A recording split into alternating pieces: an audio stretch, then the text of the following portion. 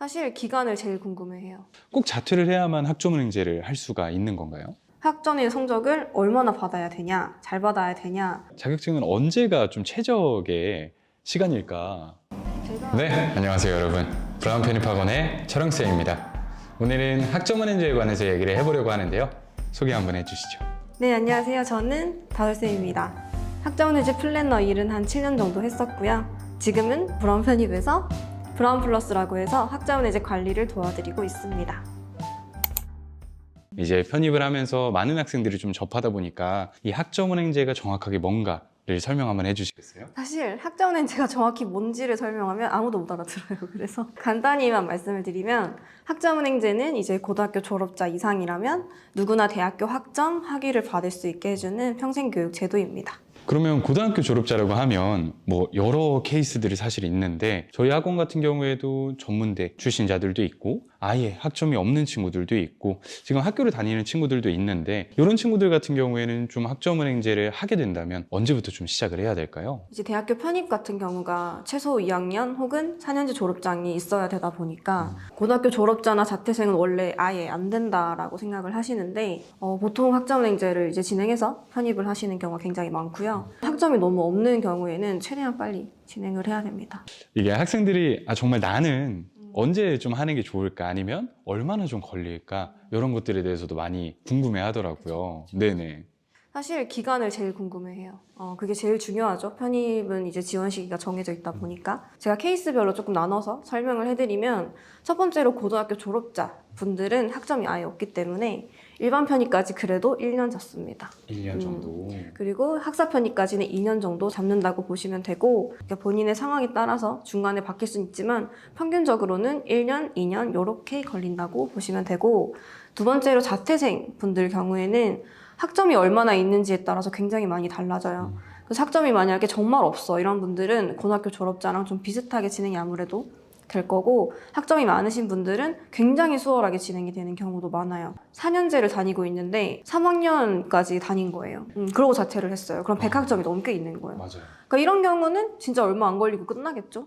그래서 보유 학점에 따라서 자퇴생분들은 굉장히 달라지기 때문에 일단 단순 계산해 보셔도 되지만 웬만하면 좀 상담을 받으셔가지고 기간을 알아보시면 좋을 것 같고요. 그리고 전문대 졸업자분들은 일반 편입이 바로 가능은 하세요. 근데 대부분은 1년만 더 해서 학사 편입 만드시는 경우가 많습니다. 그래서 전공에 따라서 좀 다를 수는 있어요. 내가 만약에 3년제 치위생과를 졸업했는데 4년제 경영학과를 받을 거야. 그러면 간단하게 끝나지 않아요. 그래서 이런 부분도 상담을 받으시면 됩니다. 보통은 1년 잡아요. 네. 아까 말씀해 주신 것처럼 뭐 전공이나 뭐 교양 이런 부분들 차이 때문에 좀 오래 걸릴 수 있다라는 말씀이신 것 같네요. 좀 아시네요? 전공교양? 학점은 해보셨나 봐요. 학사 편입 출신자다 보니까 저는 18학점 정도 가져오다 보니까 오래 걸렸어요. 자격증 한 3개 정도 땄거든요. 자퇴한다고 하면 부모님 반대에 부딪히는 친구 굉장히 많거든요. 선생님 네. 좀 수월하셨어요? 그렇게 좀 관여를 하지 않는 편이기는 해서 뭐 저는 뭐 그렇게 어렵지는 않았는데 사실 제가 이제 상담을 학생들을 좀 많이 하면서 느낀 거는 충분히 좀 상의하시고 결정을 하시는 게 좋고요. 충분히 상의를 해야 앞으로 공부하는 데 있어서도 조금 더 편안하기는 하실 겁니다. 사실 많은 학생들이 쉽게 결정할 수 없는 문제다 보니까 꼭 자퇴를 해야만 학점은행제를 할 수가 있는 건가요? 사실 자퇴를 안 한 상태에서도 학점은행제 수업 듣거나 등록하는 거는 전혀 문제가 안 돼요. 하셔도 되는데 왜 자퇴를 해야 되냐면 그 보유 학점을 쓰기 위해서 그 가지고 계신 학점 있잖아요. 그거를 쓰려면 이제 재적증명서를 내시고 자퇴생으로 등록을 하셔야 돼요. 좀 결정이 좀 늦고 부모님이랑 상의가 좀 늦어진다 하시는 분들은 먼저 진행을 하신 다음에 나중에 재적증명서를 내셔도 상관은 없고요. 나는 도저히 자퇴는 안 될 것 같고 그냥 보유학점도 포기하겠다 하시는 분들은 그냥 고등학교 졸업자로 등록한 상태에서 0에서부터 시작하시면 돼요. 내가 전에 학교에 대한 보유 학점들을 좀 놔두고 뭐 휴학을 한다던가 이런 선택을 하신다라고 하면은 정말 아까 말씀해 주신 것처럼 빨리 하기는 해야겠네요. 선생님, 학생들이 또 궁금해하는 게 바로 성적 관리예요. 학점은행제를 진행을 하는데 이제 영어 공부나 수학 공부도 많이 해야 되다 보니까 정말 성적을 얼마만큼 좀 받아야 유리할까 이런 부분에서 좀 얘기 좀 해주세요. 솔직히 확실하게 말씀드릴 수 있는 건 오프라인보다는 당연히 훨씬 낫고요. 제도의 취지 자체가 평생교육 제도예요. 이제 고등학교 졸업 후에 대학교 다니지 못했던 분들이 누구나 이제 이용할 수 있게 만든 제도이기 때문에 애초에 난이도가 좀 수월하게 측정이 되어 있습니다. 그래서 컴퓨터 좀 잘 다루시는 분들은, 젊은 분들은 솔직히 크게 어렵지 않아요. 이거 제 학생 중에 제일 나이 많으신 분이 49년생 있으세요. 당연히 제가 정말 많이 도와드리긴 했지만 평균 나이대 연령대들이 굉장히 높고 직장인 분들 진짜 바쁜 분들도 엄청 많이 하세요. 그렇기 때문에 솔직히 편입생도 바쁘긴 하죠. 그래도 젊고 컴퓨터를 잘 다루시기 때문에 그렇게 어렵지 않게 진행하십니다. 겁먹으실 필요는 없어요. 그러면 진짜 말 나온 김에 학생들이 강의도 들어야 되고 과제도 해야 되고 이러다 보니까 시간을 너무 많이 쓴다라는 생각에 좀 겁을 먹는 경우가 되게 많아요. 정말 시간은 그럼 얼마나 써야 되는가? 네. 사실 수업을 신청하시면 한 학기가 15주 차로 일단 진행이 돼요. 대학교랑 똑같이. 그리고 일주일에 내가 만약에 8과목을 신청했으면 8개의 수업이 열리거든요. 그 한 과목당 1시간 반 정도 수업이에요. 그러니까 만약에 내가 매일매일 1시간 반씩만 영상을 틀 수 있으면 된다는 소리예요. 만약에 오늘 못 들었어? 그러면 뭐 내일 들어도 되고 주말에 몰아서 그냥 하루에 다 들으셔도 상관이 없는데 그냥 하루에 하나씩 정도 틀어두시면 돼요. 그러니까 하루에 1시간 반만 신경을 쓰시면 되고요. 시험이나 과제가 있기는 해요. 그러니까 사이버대학교, 방통대, 일반대학교랑 다른 점이 시험일을 4일을 줍니다. 그 시간 안에 내가 할 수 있는 시간을 정해서 들어와서 보고 나오면 돼서 이게 굉장히 유일하게 이렇게 할 수 있는 시스템이거든요. 할 거 다 하시고 그냥 새벽에 보셔도 된다는 소리예요. 그래서 시험이나 과제는 보통 주말에 이렇게 보시면 되기 때문에 공부해라 뭐 이렇게는 말씀 안 드리고 그냥 시험 과제 볼 때만 그때만 좀 신경 쓰셔라 주말에 이렇게 정도만 말씀을 드려요. 그러면 처음부터 좀 체계적으로 관리만 잘한다면 이제 좀 병행을 하는 데 있어서는 전혀 문제는 없겠어요. 전혀 문제 없고요. 직장인 분들이 많잖아요, 학생들이. 진짜 너무 바쁘세요. 막 3교대 이런 분들 기본이시고 간호사 분들도 막 계시고 한데 출석은 다 하세요. 자격증이나 독학사가 문제인 거지. 그래서 출석이 근데 그런 게 있어요. 살짝 까다로운 게 뭐냐면 그 영상을 재생하는 게 출석이거든요. 근데 99%가 되면 안 돼요. 99%가 미출석이에요. 됐겠지? 하고 넘겼는데 그렇게 딱 결석 처리가 된다거나 이런 거를 초반에 안내를 잘 받지 못했거나 인지가 안 됐을 경우에는 이렇게 실수로 까락이 나는 경우도 있어요. 무조건 100% 되셔야 되고 결석 한두 번 했다고 바로 F가 나지는 않아요. 그래서 요거는 만약에 내가 잘 못 들었다 그러면 몇 개까지는 결석이 좀 허용이 되냐 하시는 부분은 교육원 측에 문의하셔가지고 절대 까락이 안 나게 좀 신경 써주시면 돼요. 학점은 이제 성적, 고득점을 받고 싶다 하는 학생들도 좀 있어요. 어떤 식으로 좀 관리를 해야 될까요? 출석은 당연히 좀 하고 간다고 깔고 가시고 중간고사, 기말고사, 과제 이렇게만 잘 해주셔도 일단 통과는 돼요. 60점 이상이면 패스니까 통과는 되는데 내가 여기서 점수를 좀 더 받고 싶어 하시면은 토론 같은 게 있어요. 토론, 뭐 참여도 뭐 이런 것들이 있거든요. 그러니까 그거는 남들 솔직히 잘 안 하세요. 뭐 그런 거 잘 안 하시고 그냥 난 통과만 할래 하시는 분도 굉장히 많거든요. 그래서 상대평가니까 내가 남들 신경 안 쓰는 거 신경 써서 하시면 고득점이 나와요. 솔직히 100점도 저는 많이 받고 근데 그분도 말씀하시기를 교환 같은 것도 많이 훑어보셨고 시험 그 수업 전에도 남들 안 하는 것들 다 하셨다고 하더라고요. 그럼 제가 잘 몰라서 그러는데 토론 있잖아요. 다 같이 모여서 이렇게 토론을 학점은 이제 그러면 했잖아요. 시간이 왜 너무 많이 연기하냐고. 뺏길 것 같은데? 했잖아. 이게 또 학은제도 약간의 폐해일 수 있다. 토론은 그냥 댓글 다는 겁니다. 선생님이 댓글. 말씀해 주시죠. 해보신 입장에서 선생님이 말씀해 주시죠. 대주제들이 나와요. 그거에 대한 이제 나의 좀 생각을 이제 몇 줄 좀 적는 그런 약간 과제랑 좀 비슷한 거다라고 생각을 하시면 될 것 같습니다. 근데 여기에 너무 부담 안 가지셨으면 좋겠어요. 학점의 성적을 얼마나 받아야 되냐, 잘 받아야 되냐, 나 이번에 되게 성적이 안 좋은데 재수강을 해야 되냐, 뭐 이런 스트레스 좀 많이 받으시거든요. 지방대라든지 이렇게 전적대 성적이 좀 주로 보는 그런 학교들은 당연히 성적이 좋아야 되지만 저희는 인서울 편입 학원이잖아요. 인서울 편입 같은 경우는 전적대 성적이 막 합격을 좌우할 정도 그 정도는 아니에요. 근데 모집 요강 보시면 아시겠지만 편입 영어, 편입 수학으로 일단 거의 다 합격을 당락을 짓기 때문에 그거 공부하시는 게 훨씬 중요해요. 근데 만약에 내가 좀 여력이 돼, 재수강 할 여유도 있고 자격증을 더 할 여유도 있어 하시는 분들만 좀 추가적으로 신경을 쓰셔가지고 성적을 좀 개선하시면 되는 부분이라서 사실 너무 학점 성적에 스트레스 안 받으셨으면 좋겠어요. 그거 노력할 시간을 솔직히 저는 영어 공부, 수학 공부에 신경을 썼으면 좋겠다. 인서울 하시는 분들은 그렇게 말씀드리고 싶습니다. 맞습니다. 아예 영향이 안 가는 건 아니죠. 고고익선이에요. 모든 반영 비율이 전부 다 높으면 좋겠지만 우리가 이제 해야 될 것도 많고 입시 전략을 짜는 데 있어서는 그래도 조금은 후순위다. 이렇게 좀 생각하시면 될 것 같습니다. 그러니까 너무 어렵다 하시는 분들은 저한테 연락을 주시거나 오세요. 잘못하시는 분들 너무 많이 봐가지고 그러니까 제대로 안내를 못 받아서 진짜 무슨 학교 가지 않듯이 과제 스트레스를 받고 그러신 분들도 좀 봤었거든요. 그래서 좀 이거 너무 막막하다, 이거 어떻게 할지 모르겠다 하시면 혼자 끙끙대지 말고 무조건 저한테 오시기 바래요. 강의만으로는 사실 학위를 취득을 하는 데 있어서는 저는 좀 부족하다라고 알고 있어요. 자격증이랑 독학사 이런 것들을 좀 준비를 해야 되는 친구들이 있는데 그런 부분들을 한번 소개해 주시면 좋을 것 같아요. 맞아요. 말씀하신 대로 전적대 학점 그리고 학점 내 수업 요렇게만으로는 편입생 분들 같은 경우는 기간을 많이 단축해야 된다 보니까 잘 안 하시고요.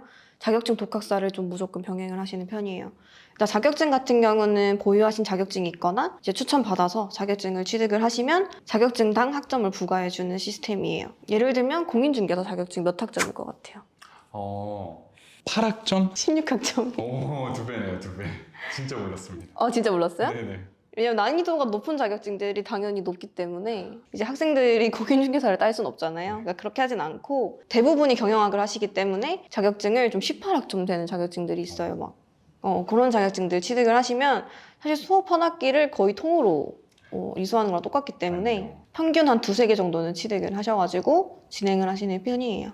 이제 뭐 1년 만에 이제 전문학사 학위, 2년 만에 학사 학위, 이게 진짜 1년 만에 준비가 가능하다라고 하는 건 이게 자격증이 보유하고 있는 학점이 굉장히 크다 보니까 이런 부분에서 좀 시간 단축을 할 수 있는 그런 좀 장점이 있는 것 같아요. 학점 이제 수업 같은 경우가 그러니까 무한정 들을 수 있는 게 아니에요. 여유가 된다고 해서 1학기에 24학점 그리고 1년에 최대 42학점을 들을 수 있다는 제한이 있기 때문에 사실 전적대 학점이 많으면 당연히 좋지만 없는 입장에서는 학점의 수업만으로는 절대 1년 만에 일반 편입이 불가능합니다. 일반 편입이 최소 70은 있어야 되잖아요. 뭐 최단 기간에 가능하다. 뭐 1년 만에 가능하다. 이런 얘기들은 무조건 자격증의 도움을 받은 거예요. 그래서 자격증은 학점 렌즈에서 정말 뗄래야 뗄 수가 없는 정말 중요한 역할을 하고 있는 것들이고요. 일단 1차적으로는 내가 뭐 컴활이 있다거나 어릴 때 땄던 그 ITQ 뭐 이런 게 있으면 확인 한번 해보시고 난 자격증이 하나도 없어 이러신 분들은 플래너 분들한테 좀 조언을 받거나 추천을 받아서 진행을 하시는 편이에요. 사실 편입은 거의 자격증 상담이에요. 자격증이 너무 중요하다 보니까 학생들이 제일 궁금해하는 것도 자격증밖에 없어요. 자격증 때문에 학생들이 좀 고생하는 경우가 있어요. 고생해요, 진짜로.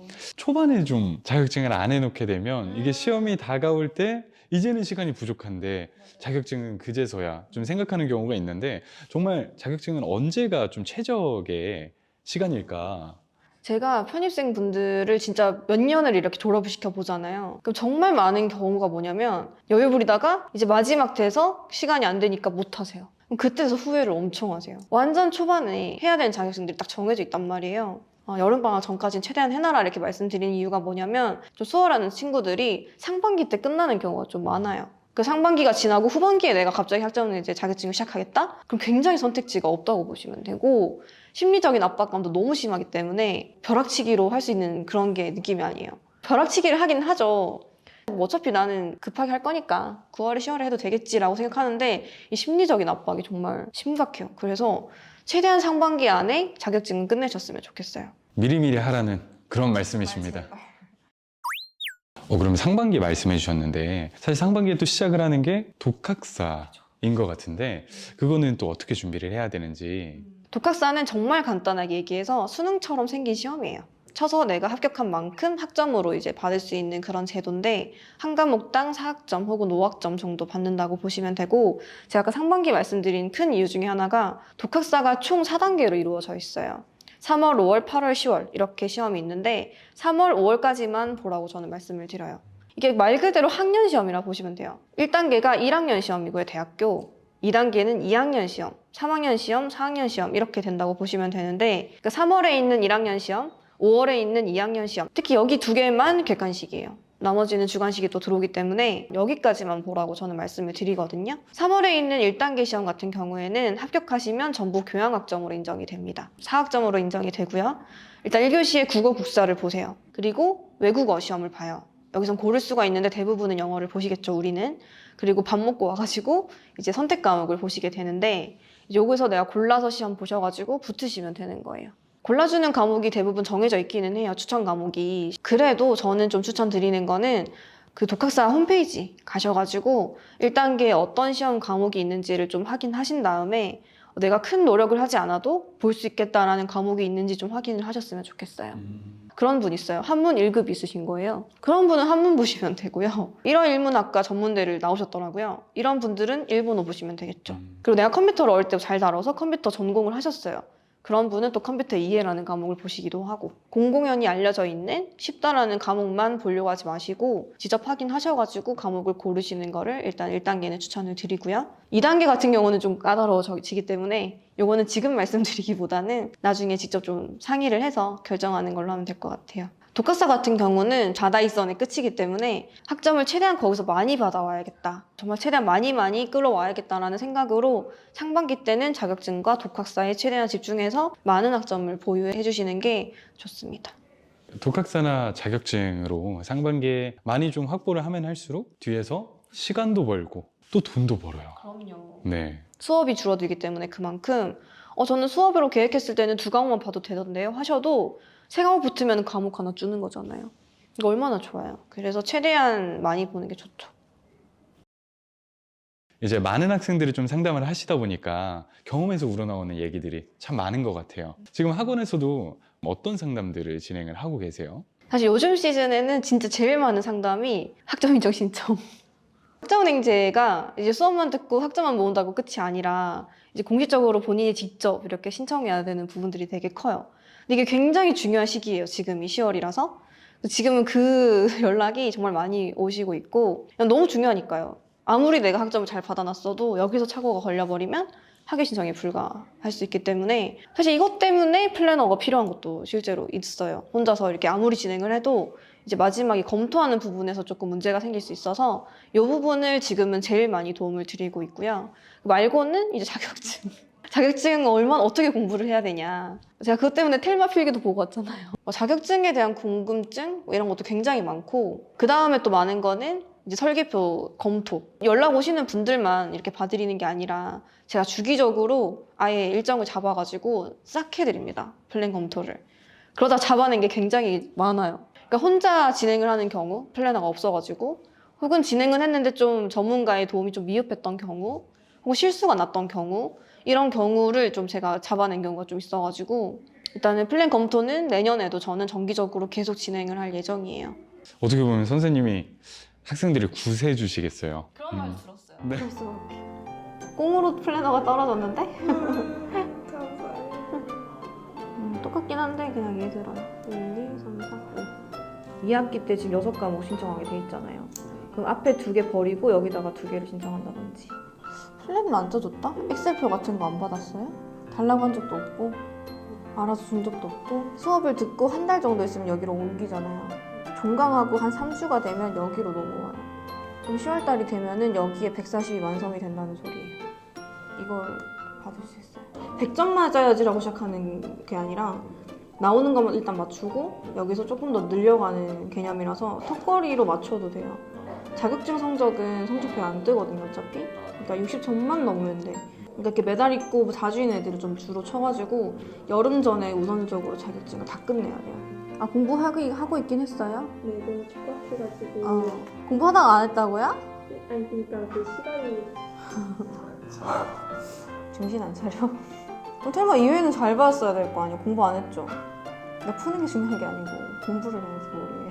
난리 나요. 내가 뭐 1, 2년 급급했어요? 다 됐다고 막 이렇게 하니까 아, 뒤에 해도 되겠지라고 생각하거든요. 나중 되면 심리적인 그게 너무 커요. 시간이 없어가지고. 자격증 난이도가 문제가 아니라 쉬운 것도 되게 어렵게 하게 된단 말이야. 영어 100점이어도 학사 안 나오면 지원을 못 하는데 의미가 없잖아요. 아, 열받아. 제가 플래너를 교육했던 사람이라 솔직히 정말 잘 알아요. 저희 브라운 다니는 학생들은 혼자 정말 끙끙대지 말고 저한테 물어보셔야 돼요. 네. 이게 사실 저도 이제 학생으로서 학점은행제를 진행을 했는데 이게 설계표를 막상 딱 받으면 어때요? 학생 입장에서 보면? 앞에서는 아는 척 하죠. 아, 이해 나 됐다. 아, 이렇게 하면 되는구나. 한 달 뒤, 2달 뒤에 보면은 이게 뭔가 내가 지금 얼마만큼 되어 있는가 진짜 사실 와닿지 않거든요. 예. 그런데 막 일일이 또 연락하고 카톡이나 뭐 문자를 보내게 됐을 때 이게 쉽게 이해가 안 가는 경우가 있거든요. 특히 편입생 같은 경우는 거의 20대 초반? 그 사회생활을 많이 안 했던 분들이다 보니까 말을 못 걸더라고요. 그러니까 물어보고 나이가 뭔지 모르겠어요 하면서 이렇게 하시면 되는데 대부분이 아까처럼 이렇게 아는 척 그냥 하고 이해된 것 같이 하고 못 물어봐요. 부끄러워하시고 낯설다 보니까. 근데 하셔야 돼요. 말 걸고 괴롭히셔야 됩니다. 저도 기억에 남고 계속 플랜을 봤던 학생은 계속 그렇게 괴롭혀줬던 학생이에요. 선생님 저 이거 무슨 말인지 모르겠어요. 이거 어떻게 해야 돼요? 이런 거를 막 끊임없이 궁금해하고 관심 갖는 친구들은 저도 한 번이라도 더 신경 쓰게 되잖아요. 근데 거기서 만약에 짜증을 낸다? 그러면 전문가가 아닌 거죠. 아는 걸 물어보는 걸 대답하는 건 짜증나지 않아요. 그러니까 정말 많이 물어보셔가지고 대답을 제대로 들으셔야 됩니다. 부끄러워하지 마세요. 너무 많이 물어봐서 좀 그렇다 이런 분들도 계신데 많이 물어보시고 관심 가지셔야 돼요. 학점은행제는 정말 도움을 받으면 당연히 좋지만 내가 알아야 된다는 게 가장 큰 것 같습니다. 본인이 제일 잘 알고 있어야 돼요. 다 알아서 해주겠지? 전문가가 해주겠지? 이렇게 있으시면 절대 안 돼요. 네, 브라운 플러스 같은 경우에는 브라운 학생이라면 누구나 뭐 인강생, 혼자 학점 내지 하는 학생 뭐 누구나 정말 상관없어요. 다 제가 봐드리는 학생들이고요. 그렇다고 제가 플래너가 되어드리는 건 아닙니다. 이중으로 옆에서 서포트를 해드리는 입장이라고 보시면 돼요. 어쨌거나 정말 오래된 전문가가 학원에 있다라는 게 참 여러분들한테 든든한 버팀목이 되었으면 좋겠고요. 그래서 밴드톡 주시거나 제가 2층에 있으니까 언제든 찾아오시면 돼요. 그냥 다짜고짜 찾아오시면 돼요. 제가 중요한 건 밴드 공지를 하거나 아니면 저희 카페에 글을 계속 쓰거든요. 그래서 궁금하신 내용이나 이런 거는 좀 거기다 요청해 주시면 제가 또 글을 써드릴게요. 그러니까 언제나 어려워하지 마시고 찾아오시거나 밴드톡 주시길 바래요. 오늘 정말 살아있는 다시 경험을 토대로 한 얘기를 좀 들어봤는데요. 우리 다음에는 또 다른 주제로 만나뵈면 좋을 것 같습니다. 안녕.